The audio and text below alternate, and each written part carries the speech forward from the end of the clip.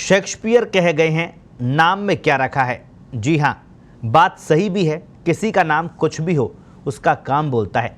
लेकिन यही नाम जब सम्मानजनक समझे जाने वाले पेशे से जुड़ा हो, जिसमें सम्मान कम, अपमान का भाव ज़्यादा नजर आता हो, तो फिर यही कहा जाएगा कि नाम में सब कुछ रखा है। आप ठीक समझ रहे हैं। राजस्थान में शिक्षकों के एक संवर्ग को लंबे समय तक तृतीय श्रेणी शिक्षक यानी 3rd ग्रेड टीचर के नाम से संबोधित किया जाता रहा है। शिक्षा राज्य मंत्री गोविंद सिंह डोटासरा ने अब ऐलान किया है कि 3rd ग्रेड टीचर की बजाय इन्हें सिर्फ अध्यापक यानी टीचर ही कहा जाएगा। देखा जाए तो ये कदम शिक्षकों का सम्मान बढ़ाने वाला है। सरकार के इस फैसले का स्वागत भी किया जाना चाहिए, लेकिन सवाल फिर वही है, क्या नाम में ही सब कुछ रखा है? क्या शिक्षकों के काम के माहौल की भी सरकारें चिंता करती है? देखिए, तमाम सवालों के जवाब ढूंढती हमारी ये खास रिपोर्ट।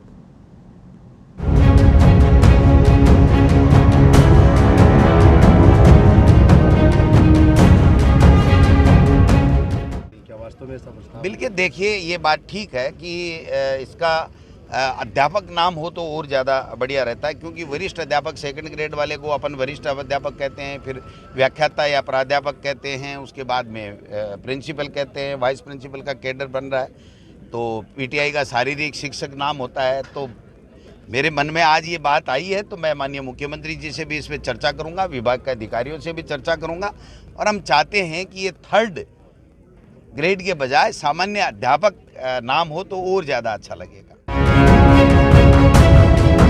सुना आपने, प्रदेश में स्कूल शिक्षा के मुखिया यानी शिक्षा राज्य मंत्री गोविंद सिंह डोटासरा क्या कह रहे हैं?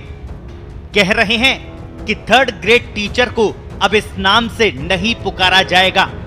साथ ही लंबे समय से तबादलों की बाट जो रहे इन शिक्षकों को अब नीति बनाकर तबादलों की राह आसान की जाएगी। सुनने समझने में तो ये बातें काफी अच्छी लगती है, लेकिन न केवल शिक्षा विभाग में बल्कि सभी विभागों में तबादलों के नाम पर जो कुछ होता है वो किसी से छिपा नहीं है। तबादला चाहने वाले यो तो सभी विभागों में हैं, लेकिन शिक्षा विभाग में इन शिक्षकों के आवेदनों को देखें तो प्रत्येक दूसरे शिक्षक ने तबादले के लिए आवेदन किया है। कुल 1.5 लाख सामान्य शिक्षकों में से 85,000 शिक्षकों ने तबादलों के लिए आवेदन कर रखा है। तबादला नीति बनाई जाएगी। सरकार किसी की भी हो, मंत्री कोई भी हो, सरकारी कार्मिकों के आक्रोश पर राहत के छींटे देने के लिए गाहे बगाहे नेताओं के ये बयान सामने आते रहे हैं। तारीख पर तारीख, तारीख पर तारीख की तर्ज पर कमेटियों का गठन खूब हुआ, लेकिन नतीजा सिफर रहा। आइए अब आपको बताते हैं कि शिक्षकों के तबादलों के लिए पॉलिसी बनाने के आखिर अब तक कितने जतन हुए हैं। मंगल बिहारी समिति का गठन किया गया।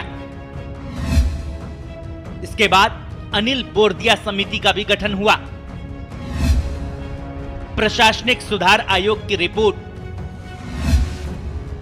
मंत्रिमंडलीय उप समिति का गठन, ओंकार सिंह समिति का गठन किया गया, लेकिन तबादला नीति अभी तक भी नहीं बन पाई। हर बार तबादलों का मौसम बिन बरसे बादलों की तरह ही निकल जाता है। डिजायर के लिए भटकते शिक्षकों का ध्यान पूरे सत्र में बच्चों को पढ़ाने में कम, तबादलों का जुगाड़ करने में ज्यादा रहता है। तबादला नीति पर सिर्फ बातें ही हुई, मगर वो आकार नहीं ले पाई। नीति तो दूर, समय समय पर तय की गई गाइडलाइन को भी दरकिनार कर तबादले होते रहे हैं। तबादलों की सर्वाधिक मारामारी शिक्षा विभाग में रहती है, जिसमें लाखों शिक्षक कर्मचारी है। सरकार बदलते ही सर्वाधिक उलटफेर के शिकार शिक्षक और कर्मचारी ही होते हैं। दरअसल तबादला नीति बनाने के लिए अब तक किसी भी सरकार ने इच्छा शक्ति नहीं दिखाई, सिर्फ इसलिए कि जब जब मौका मिले चहेतों को उपकृत किया जा सके, नेताओं अफसरों की जेबें भर सके, जनप्रतिनिधियों का दबदबा या मनमानी कायम रह सके। ऐसे में सवाल ये कि तबादला प्रक्रिया को पारदर्शी बनाने की बजाय हर सरकार अराजक व्यवस्था का ही पोषण क्यों करती रही, ताकि एक सरकारी तंत्र में तबादला नेताओं के लिए उत्सव और कर्मचारियों के लिए बड़ा जंजाल बन गया। जब जब सरकार बदलती है, कर्मचारी अपने अपने तबादलों के जुगाड़ में जुटे नजर आते हैं। इससे महीनों तक विभागों में काम प्रभावित होता है। सैकड़ों स्कूलों में तो पढ़ाई ठप सी हो जाती है। अब आपको बताते हैं कि समय समय पर बनी कमेटियों ने तबादलों को लेकर क्या क्या सिफारिशें की है। ऑनलाइन आवेदन मांगे जाए तबादलों के। दूसरी सिफारिश, डिजायर संस्कृति को खत्म करना। तीसरी अहम सिफारिश, प्रोबेशन पर कार्मिक का तबादला नहीं हो। चौथी सिफारिश, निश्चित अवधि के बाद ही तबादला हो शिक्षक का। पांचवी सिफारिश, तबादला होने के बाद भी तय अवधि तक एक ही जगह। सरकार की नीतियों में पारदर्शिता हो तो तबादलों के दंश से न केवल शिक्षकों बल्कि आम कार्मिकों को भी राहत तभी मिल सकती है जबकि न केवल तबादलों की नीति बनाई जाए बल्कि इन्हें राजनीतिक दखल से मुक्त भी रखा जाए। ऐसा तब ही होगा जब तबादला नीति से बाहर एक भी तबादला नहीं हो। हाँ, अनुशासनात्मक कार्रवाई की परिधि में आने वालों को सरकार इस प्रक्रिया से अलग रख सकती है। स्पेशल रिपोर्ट, पत्रिका टीवी।